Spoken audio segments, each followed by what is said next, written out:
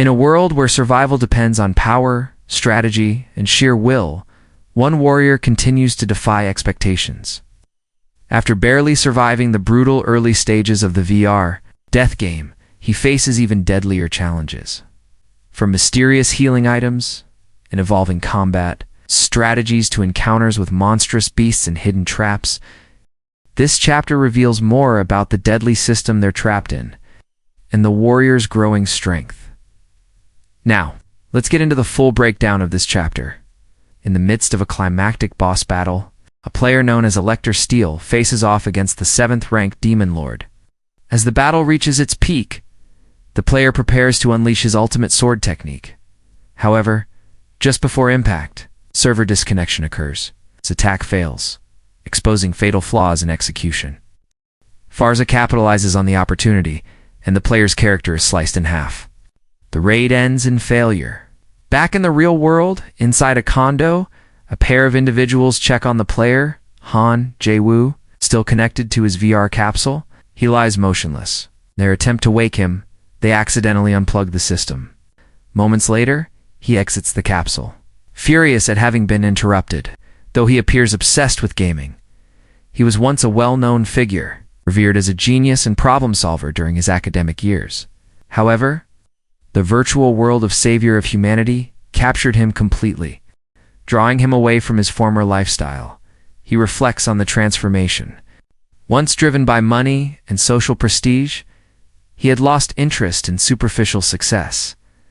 The game offered something greater: a world full of depth, immersive storytelling, and a cast of characters that felt alive. So powerful was this connection that he borrowed over $1 billion to purchase a high-end VR capsule. Fully committing himself to the experience, debt collectors eventually track him down, angry that their investment funded a gaming addiction. They try to convince him to return to his old life and skills. Despite their reasoning, he declines. He has not yet completed the game, nor reached its elusive true ending.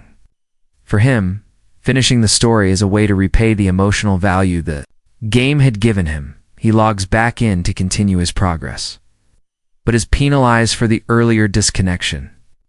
A 22-hour suspension prevents him from taking any actions. At this moment, a mysterious girl appears.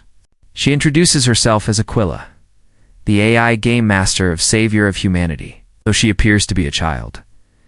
She demonstrates immense power by halting time and freezing all nearby players. Proving her identity without question, she reveals a new event in celebration of the game's 7th anniversary.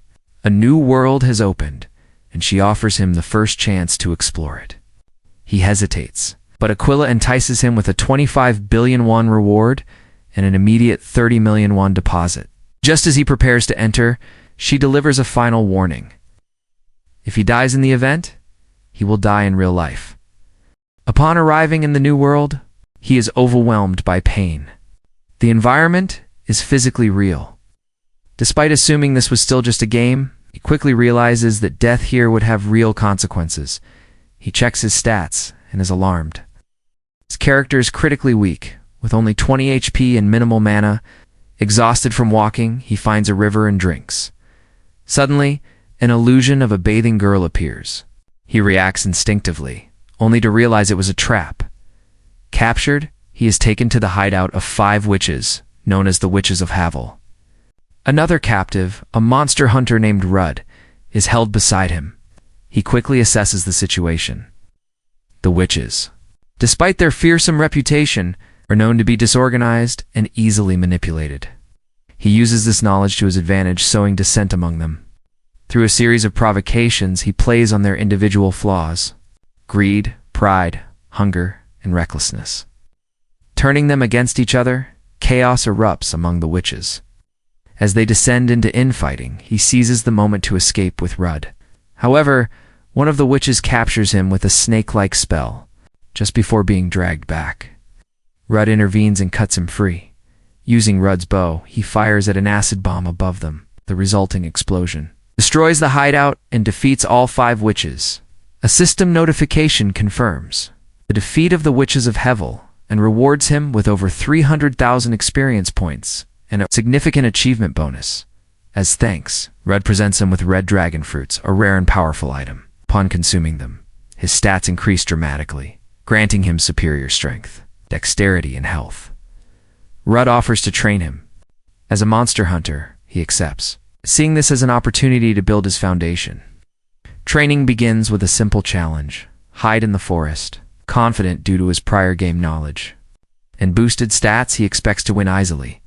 However, Rudd finds him instantly. The veteran hunter praises his enthusiasm but continues the training.